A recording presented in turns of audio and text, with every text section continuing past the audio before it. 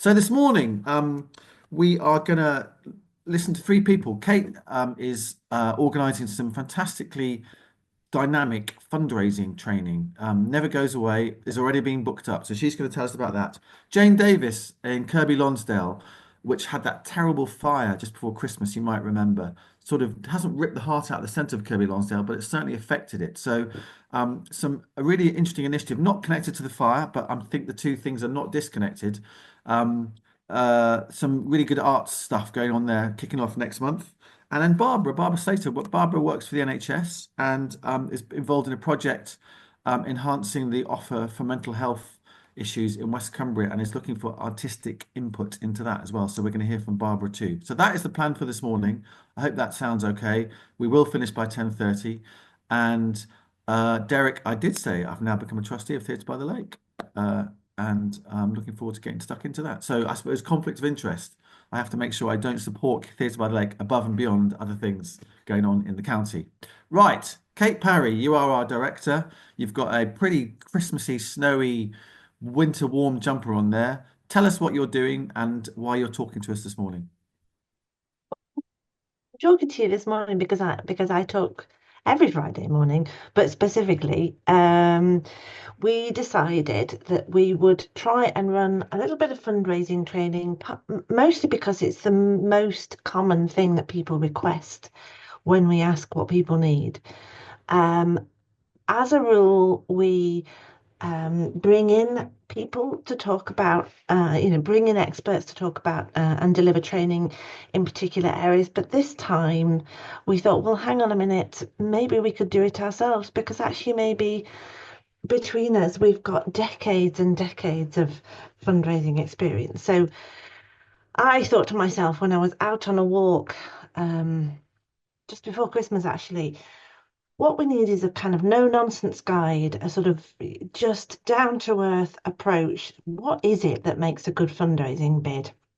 So I kept walking and I planned it in my head. And then I came back and told Chris Bridgman, who organises our training, that what does he think? This is what I want to do. And we agreed that this would be a good thing. So on the 20th, 28th and 30th, that's 28th and 30th of this month, we are going to do our no nonsense guide to writing successful funding bids. The one on the 28th of January is at 10 o'clock in the morning, and the one on the 30th is at 6:30 in the evening. We're trying to sort of cover all bases. They'll last 2.5 hours. Obviously, there'll be plenty of breaks, and they will be on Zoom. And no doubt, Amy will be putting the link in chat for you to book. We have had bookings already, so it's obviously going to fill up. So what we're going to do? Well, when I thought about it, I thought, so what if I just walk people through what I do when I write a funding bid? The approach that I take, it's not gospel, I'm not the world's best fundraiser. I'm just a fundraiser, and I've been doing it for 25 years, and I've been raising millions over the years. So why not just share what I do with Chris? Because Chris Bridgman and I work very closely together for CACN, but also and have done for decades, actually, well, a decade on other funding bids. So Chris and I will deliver this together, and he will talk, for example, about budgeting, which is what he does when we're working together. But we'll just talk you through a method, an approach, and we'll stop to linger longer on some of the knottier bits, like the language, about how to use data, about budgets, and that kind of thing. We'll also intersperse what we're doing with some top tips from some of the county's most successful fundraisers. So I've been going round asking, calling friends basically, saying, what are your top tips? And the response that I've had has been so enthusiastic, actually. People have been really keen to contribute, and it's been fascinating. There's a consistency to the top tips, but everybody's got something different to say. So we will intersperse the training session with top tips from up and down the county. And there will also be a chance to chat and ask questions about your specific challenges. What it isn't is a guarantee of success because we always need to stay realistic. But I think by sharing what I've learned, what others have learned over the decades, hopefully we can improve people's chances of success in a difficult climate. So please do book on. It will be great to see you. And if you've got any questions, drop me a line. I'll put my email in chat now. Thank you. Thank you, Kate. If anyone's got any questions, shout now. Is there a cost, Kate? It is £10, Okay. which is, I think, a bargain. But it Okay. is also, I have to say, subsidised. The network is being subsidised by Cumberland Council through the UK SPF programme. But this is not solely for people in Cumberland. This is for everybody, including those in Cumberland. So do book on. It's for particularly people who are relatively new to fundraising, but it's also for people who've got plenty of experience but just want a refresher. So Yorkshire, Scotland? I don't mind. You'll take The anyone. connection needs to, you need to have some sort of connection with Cumbria, and Okay. that will do. All right. Um, and just remind us of the times again on the 28th. 10 o'clock in the morning, and on the 30th, it's 6:30 in the evening. Amy, ever got that right?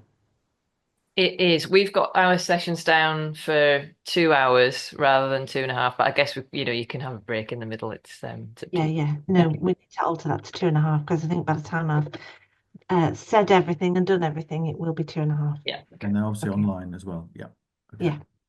Smashing. Okay. Well, thank you very much, Kate. And I know that you've got a heck of a lot of experience um, of fundraising and having successful fundraising applications. Is it worth just mentioning at this stage, Kate? There's a funding application in on behalf of this network, isn't there? Do you want to talk about that at all? Well, we're waiting to hear from Sellafield, a social impact programme. They have funded us for the last 3 years, and I hope they're going to fund us for the next 3 years. I threw everything at the application, which is what I always do. Um, who knows whether it will be successful, but we will hope to hear in the next few weeks because without it, we really will be a bit sunk. So, it's important stuff, not only because it will help us deliver our core program, but it helps us lever other funding. And so in that respect, it's really important. But we Okay. can chat more about all of that on the sessions. Um, so yeah, hopefully that Okay. will be useful to Right. people. So all details on the website if you missed any of that. Right. Thank you very much, Kate. Let's move on then to Kirkby Lonsdale, and to Jane Davis, who calls Kirkby Lonsdale home. Um, I love going to Kirkby Lonsdale. I don't go there very often because it's kind of not that close to me here in Cockermouth. But it's got a real sense, it's a bit like Cockermouth, I think, in some ways. It's got a real sense of its own identity. It's kind of not that close to any other town really. So it's got that sense of sort of place and, confidence, I think, as well. But it was knocked for six by that fire, that terrible fire before Christmas, in which one person died as well. And I know that must have really impacted on the Christmas shopping, etc., and businesses in Kirkby Lonsdale. So it's great to hear that a project is getting off the ground in Kirkby Lonsdale to do with the arts and culture sector. So Jane, I know you're involved in it. So tell us about it and tell us what it's like in Kirkby Lonsdale at the moment. Oh, Tom, thank you. So yeah, you're right. Kirby Lonsdale is a strange place in that it sits on that confluence of Yorkshire, Lancashire, and Cumbria. And in fact, my house, so where I'm sitting at the moment, the front garden is Lancashire, the side of the house is Cumbria, and the back garden is the Yorkshire Dales. So nobody's gritted my path, so I haven't got out for a few days. So it's a place that has a unique kind of identity and tries to serve its community. We have access to the Dukes in Lancaster, the Brewery Arts Centre in Kendal, and then if we go to Settle, the Victoria Hall is probably those are our three major kind of arts centres. But for an older and a younger, we have a massive secondary school here, so we've got a lot of young people. We have an aging population as well. We don't have a lot in the middle, but it's often difficult for them to get out and access the arts. And one of the things that I've tried to do, I've been here on and off for over 20 years, is to create high quality arts provision with the community and for the community. And so I'm quite passionate about the work that happens here. I wasn't here over Christmas. I was I was being Mother Christmas for Lapland UK for 4 months. So that was quite a strange time for me to. Sorry, what were you doing, Jane? What did you say? I was being Mother Christmas. I was performing for Lapland UK. It's a big immersive theatre down in Ascot. So that was really bizarre. So I was away from home There's a watching. whole call to be done on you being Mother Christmas at some stage, but we'll leave it for now. It's very strange. The life of a freelancer, you see, you do everything. But it was quite upsetting actually to watch what was happening to town and not be here and not be part of it. And the fire actually happened on the Sunday of our big Christmas festival. So it was a human tragedy, but it also really affected the businesses. So one of their busiest weekends over Christmas, people had to leave the hotels, people didn't spend as much money. And then the high street itself has been closed off for quite a long time. So for anybody that does come down, it is open, things are happening again. But obviously, it's a bit strange. And what I'm on to talk about today is a festival called Illuminate that the town is running in February the 8th to the 24th. I've shoved the link in the chat. We have a massive Norman church right in the centre of the market town, and it's a fantastic venue for theatre and arts. I've used it over the years to do lots of community projects there. I've pushed over the years for it to be a more integrated sort of space, and that's been quite difficult to happen. Oh, thank you, somebody's sharing, brilliant. Just because I think there is, I don't know if anybody else experiences this, but we still have quite a lot of people who don't like going into a church for something that isn't religious. There's a strange kind of disconnect between I don't know, spoken word poetry that may be talking about quite contemporary subjects and a religious space. And I think there's been some tension with that. Last spring, a group of volunteers from the church set up an organisation called Events at St Mary's, and they have successfully put on their first season of work. So that was some of the rural touring. They had out on the glebe field, we had Romeo and Juliet, and that's been fantastic. And the response to it has been really good. And so before the fire, there was a plan to put this festival on. As it happens, post-fire, I think it's become something that the town can really get around as a way of bringing people back in, and kind of going, yeah, we're open for business. Please come visit. Please come support. It's a festival of ideas. So it's a random collection in some ways of theatre, cinema, workshops, talks, a bit of a kids programme. And I think the hope was that it would just encourage people to come and think about some of the issues that affect us all, in the modern world.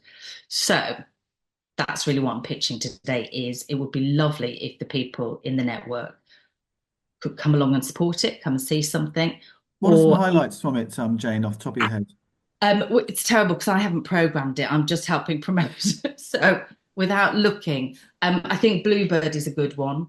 That's a family show. There's Dark Skies, Yorkshire Dale. They're going to do. We might be outside actually looking at some of the Dark Skies stuff. There's yoga. It's a kind of whole person. So you can come and see something. You can come and listen to music. You can go and do a piece of yoga. So it's for the whole person. Yeah. And if someone was to come down and maybe spend a night in Kirkby Lonsdale and overnight, where would you stay in Kirkby Lonsdale? Oh, Royal Hotel.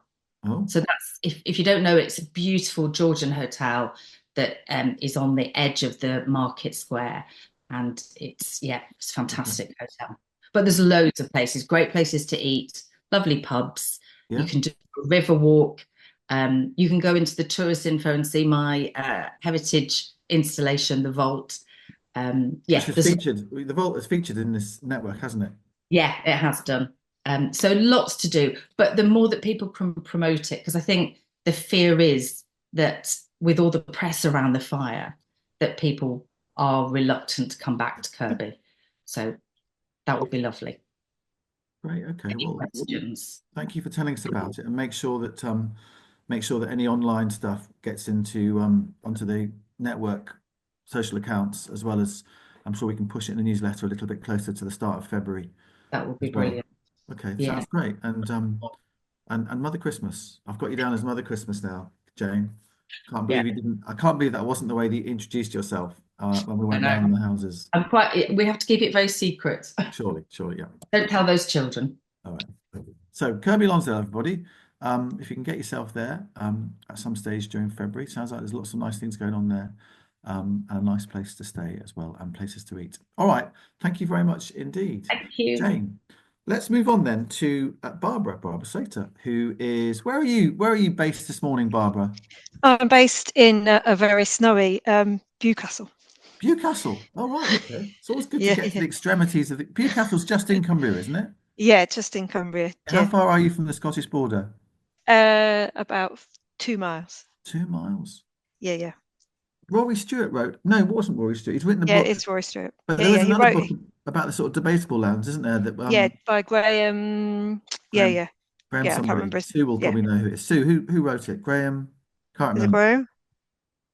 No, okay. Can't But remember. No, Can't I've read remember. it and I've forgotten about it, but I yeah, know it was about debatable that area. lands. Yeah, very famous. Yeah, prime And river. borders are like rivers and streams and stuff, aren't they, in your part of the world? Yeah, definitely. Lots of amazing forest and amazing hills. Yeah. It's beautiful. Great. All right. Okay. So you're up in Bewcastle, but what you're talking to us about this morning is about West Cumbria, wasn't it? Yeah. So the floor is yours. So thanks for the opportunity to come. Yeah. So I work as a mental health nurse by background, but I'm currently working into a project called Hope Haven. It's based in Whitehaven. It's a bit of a commute for me, but it's lovely. Very excitingly, the trust that I work for, Cumbria Partnership NHS, Cumbria Tyne and Wear NHS Trust, bidded for some money through NHS England for a really radical new way of thinking about mental health. And very excitingly, the trust chose Copeland as its pilot site. And there are a number of reasons why that around Copeland, around its unique geography, the distribution of people, the challenges that some of the health challenges that Copeland has, and the very rural nature of Copeland as a real example of trying to do something very radically different regarding mental health services. So the organisation I work for covers mental health or statutory mental health care. So it's got, it ranges from people who really struggle with significant mental health issues, as well as people with anxiety, depression, and other what's seen as slightly less intensive mental health issues. So it's a huge trust, it's a huge area of mental health that we cover, but also equally uniquely for Copeland, a really exciting time. So there is a pot of money that the trust have been given, and the NHS England asked us to design a really radical way of delivering mental health services with this pot of money. So what's unique to this bid is that it's not just NHS services together. We've joined with 4 other organisations as key partners and signed up another 10 organisations as partners. So we're collaboratively working with a company called Home Group that are well known around, that help with housing, benefit support and things like that, and really that social side of things. We're working with a company, social enterprise company called Every Term. They predominantly work again in a very non-clinical model, but support people around emotional resilience, do some really exciting distress tolerance work. So working with people, trying to help people through a crisis. Really exciting to work with CACN Fitness. I don't know if anybody doesn't know CACN. She's amazing, Julia Clifford. Been really working around people's well-being and physical in a preventative way. She's currently based predominantly in Carlisle, but she's really exciting to move into West. And she will be a bit of a mobile arms to us. We're doing sort of a Hope Haven on wheels, which I'll come to in a bit. And then the other or major partner is The Well. They are a amazing company that work predominantly, and they are all themselves recovering addicts who work with people with substance misuse, and are a real bridging service to help people on that road to recovery. And they fundamentally, their lived experience really shows through with their storytelling and working with people to try and engage them, not necessarily always into statutory services that deliver traditional drug and alcohol services, but as a way of showing hope. So they're the main partners. We are absolutely signed up to a whole range of other third sector organisations as well, but they're our main partners. And the whole idea of Hope Haven is, rather than what currently people feel, that when they have contact with mental health services, it can feel very disjointed. You go to your GP, you might be referred to one service, they decline you, you get referred to another. This is not going to happen in Copeland, and that you'll be able to go to this one place and have an amazing welcome, be really supported to share your story in a really lovely, non-traditional environment, and that services will be wrapped around you to support you on your recovery through whatever is going on. We have a building. We've purchased a building for those that know Whitehaven. It's on King Street. It's the old Halifax Bank. We are currently pursuing some building work to make it suitable. It's a very exciting building. It's on 3 floors. So the first floor will be your welcome area, where we'll have some welcome staff, some small consultation rooms. The second floor's got a huge open plan area, which is going to be really exciting to deliver groups and maybe some exhibition space, and have some smaller offices. And then the top floor has 2 self-contained flats, which we're going to use as part of our model around hospitality beds for those that don't need an inpatient admission, because they're but these are the people that really are struggling, maybe with lots of distress, who don't have the same social connectivity around.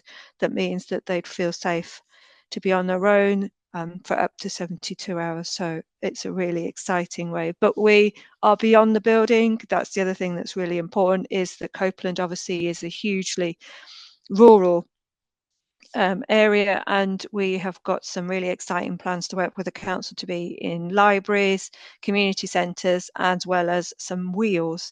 CACN have got some, it's not a bus, I call it a bus, it's not a bus, it's a transit van with some chairs, seats on it. So we're going to be out in the community trying to think about how we reach Lonsdale, particularly Gosforth Seascale, and try and get what we're trying to offer in the building in Whitehaven out into the community as well.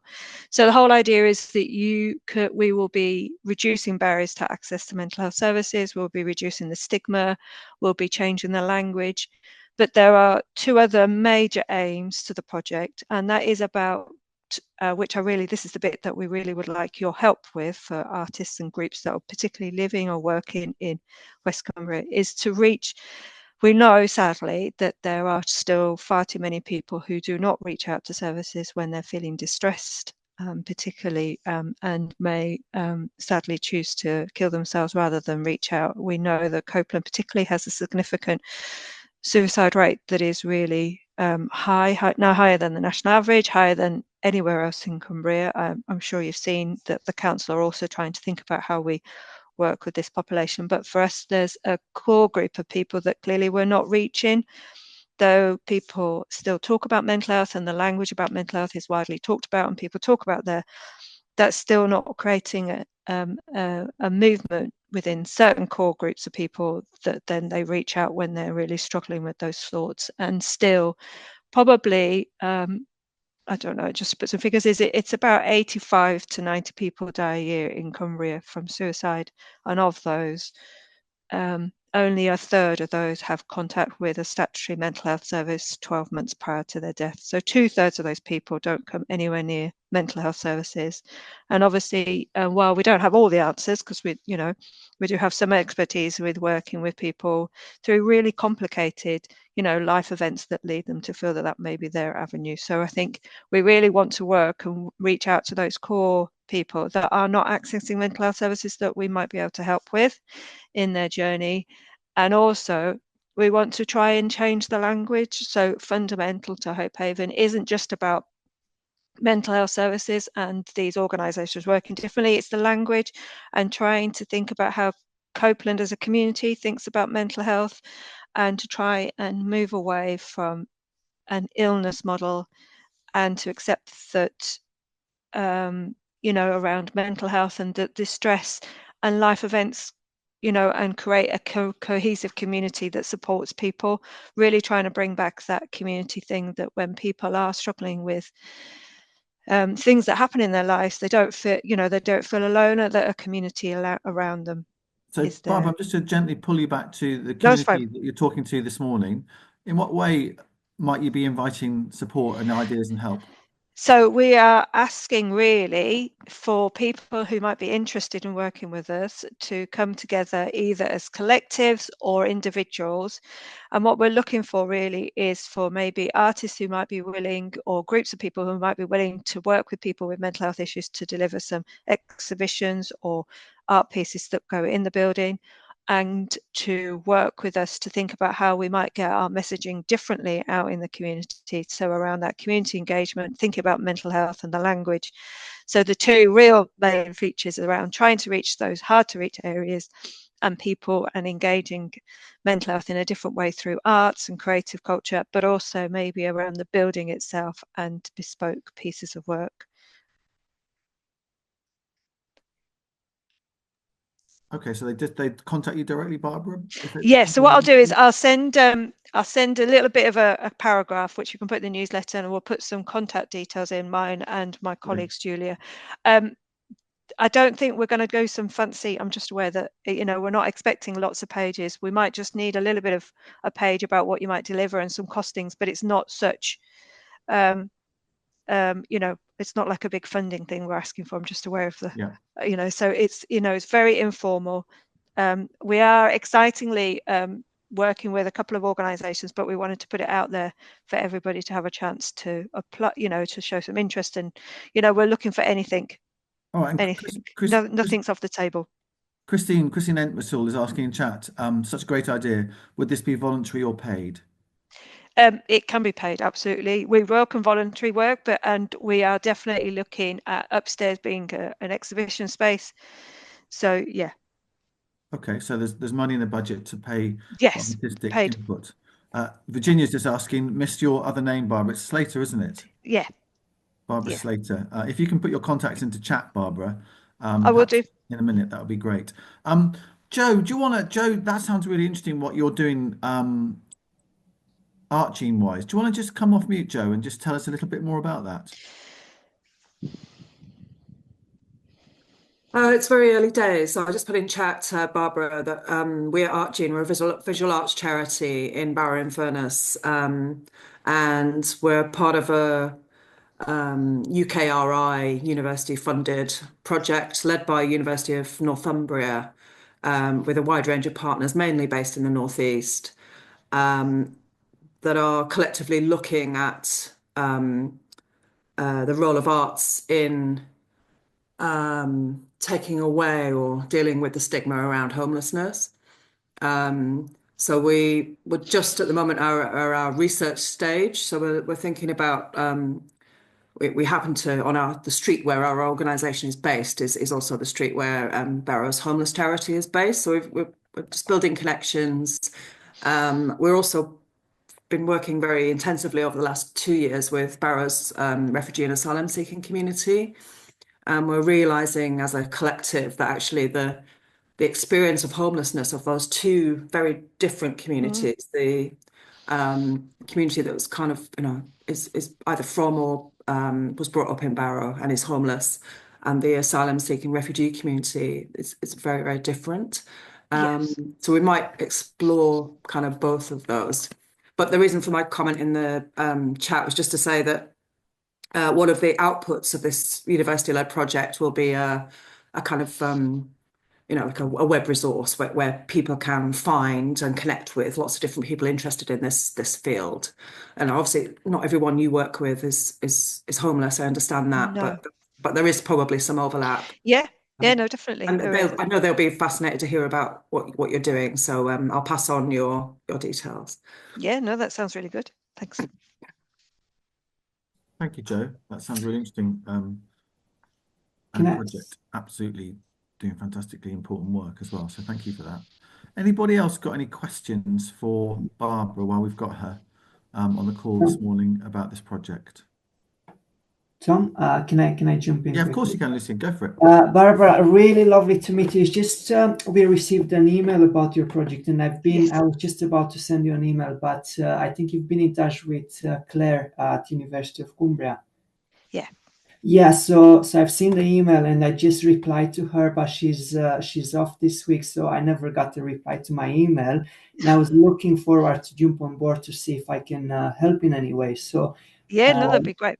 I will send you an email and we can take it from there because I Yeah, would that'd be be great. quite Thanks. interested. Thank you. Yeah.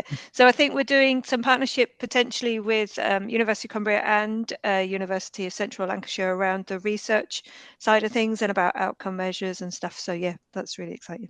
That's great.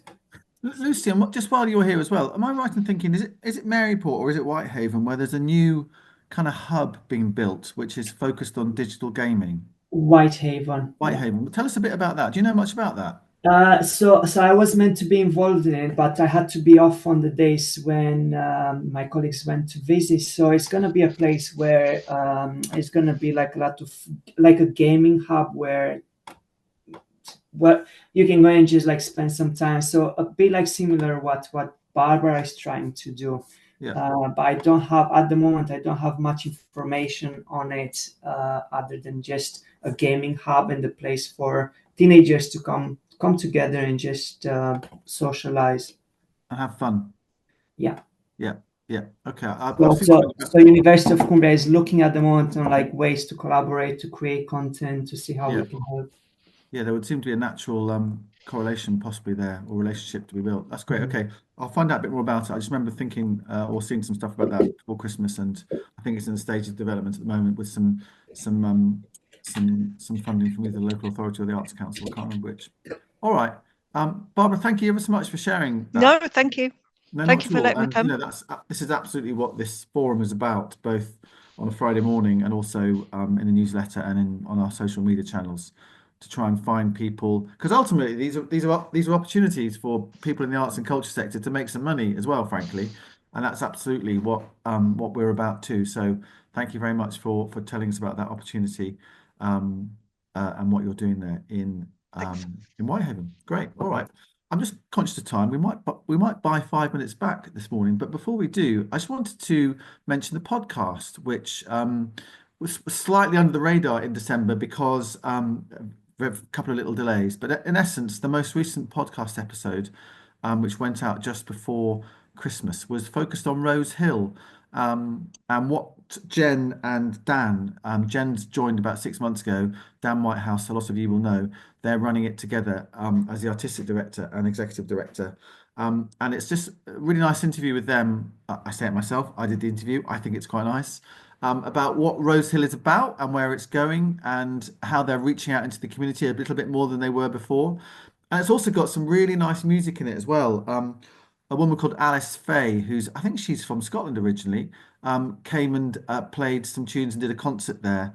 And Tom Salmon, the good-looking one, talking to her there. She's there in a white cardi. Um, did a really nice chat with her and got some really nice. I think there's 3 excerpts of tunes that she played on the podcast as well. So if you fancy having a listen to that, it's about 25 minutes or so. I try and make a podcast every month, and the next ones may well be focused on the Catalyst artist. You remember 9 months ago, CACN in cahoots with Art Gene, the University of Cumbria, and the LEP, the Local Enterprise Partnership, pulled together a project whereby £25,000 times 3 was distributed over a year to 3 artists in Cumbria to do some serious project work. About 220 people applied for these, and it was whittled down to 3 people that got the money. So we're going to hook up with those artists because we're now well down the line as far as those projects are concerned, and they're really doing some exciting stuff. So Emma McGordon and Jack McNeil, you don't have to be a muck to have got this money, but it helps, are both going to come under the guise of my microphone. And in due course, I'll take a few pictures and perhaps make a little bit of film as well, and we'll see how they're going on with that. So if you fancy the podcast, thank you, Amy. I'd recommend catching up on older episodes of the podcast too. They're all great. They're all great, she says. So do have a think about looking at that as and when you want to. Right. Has anybody else got anything else they want to say, or should we pull back a few minutes? Kate, do you want to say anything as our director? Thank you. I'm happy to pull back minutes any day. All right. Okay. Just Well, very let's- I've got. briefly, just very Oh, briefly, I've oh, asked to plug Davey, come to you in a second, but Joe first. excuse me, sorry. I've forgotten what they're called. The Green Enterprise Hub. Green Enterprise Hub. I'm a partner on the Green Enterprise Hub in Westmoreland and Furness, and there's currently some completely free, completely subsidised advice on the carbon used in your website. So you can have an assessment of your personal or company website to see where you could save carbon. So it's totally free. If you find Westmoreland and Furness Green Enterprise Hub, you'll see the opportunity there. And it's only available until March. Really strongly ask you to apply in January or February to stand a chance of getting that completely free support. Great. Thank you, Joe. Joe, you haven't got a stake in Bradford City of Culture, have you? I noticed your note about saying going across through the Kirkby Lonsdale to get to Bradford for the City of Culture. Have you got any stake in that, or you just? I have no stake in it except that I love Bradford. I think it's the most maligned city in the whole of the UK. I'm sick of hearing people slagging off the City of Culture there. I hope it's going to be a massive success. And no, apart from being married to a Yorkshireman, that's my only connection with Bradford. I can see a bus trip to Bradford being created by this network already. A big double-decker bus. Is that called a charabang? Have I got that right? Charabang? Not sure. I remember going to Hull when it was City of Culture and loved my 3 days there. And I intend to go to Bradford at some stage, absolutely, to see what's going on in Bradford. Exciting stuff. Davey, tell us your thoughts. I was just going to say I'm interested in helping a little bit with spreading a bit more awareness on the different helplines and things that are available for people to call. And then, because I'm doing a live stream tonight, so I did some things for CACN last year. I shared their helpline stuff, and basically, if there's more up-to-date helpline things that Barbara, sorry, yeah, that maybe has for me to use on stream tonight, and then I can just do a little moment where I let everyone know the different helplines are available, but also, yeah, that we're going live tonight at 6 p.m. So if I might, can I share that in the chat, please, if that's all right? I tell you what, Davey, could you put your contact in chat that Barbara could pick up, and then maybe Yeah. pick up a conversation with you off the back of this call? And Davey, when you say you're going to do a live stream tonight and going live, is that like Davey PLC Global at HQ talking about stuff, or tell us a bit more about what that is?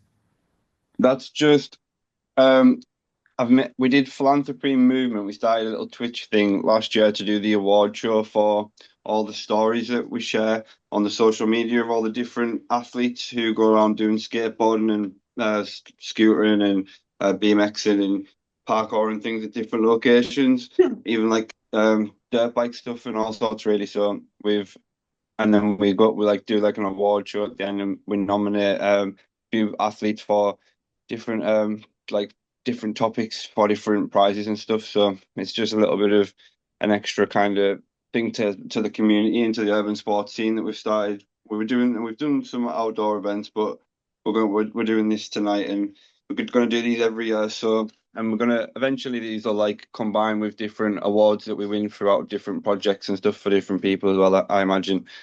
But yeah, we're doing another one, second year in, and it should be good. So I'm looking forward to it. Are you based in Carlisle, Davey? I am, yeah. Yeah, thought so. Great. Okay. Well, I think Barbara put her contacts in earlier on chat. So if you barbara.slater@cntw.nhs.uk. Have you picked that up, Davey? Yeah, I have. Maybe if you Spot could on. make contact that way, and that sounds really good. A lot of Bradford stuff. Love of Bradford. Waterstones bookshop in Bradford. Monique's also married to a Yorkshireman. Irene Carley is one of my former students from the University of Cumbria, says Zoe. Great. Okay. That sounds interesting as well. Bradford. Trip to Bradford and lots of connections to Bradford. Thank you, Davey, for that. That's great. All right, I think we're done. So thank you very much to everybody that joined this morning. Next week, we are going to hear about the new Secker exhibition that's coming to Rose Hill. Mr. Secker was a silk maker, material maker, and a lot of Rose Hill was basically built by him as almost as a vanity project all those years ago. And they've been pulling together all sorts of artifacts about Secker. So we're going to find out about that from Anne Timpson, who's pulling it together. And also, you'll remember that this network has been creating mentors and mentees for about the past 18 months. And we're going to hear a little bit about why that has been a success. And we're going to hear from one or two mentors and mentees. There could be some people on this call this morning, I don't know, who have benefited from that. So a chance just to catch up on how the mentoring has been going on that the network has helped create. So that is the plan for next week. Sue, I really hope your sciatica, if I've spelt that or even said that correctly, eases. And if it has been a pain-killing distraction, terrific. Good luck with that. Yeah. Nice to see everybody. Nice to see people that come for the first time. If you want to come back again, we'll be here again, same time, same place next week. All right. Thanks, everybody.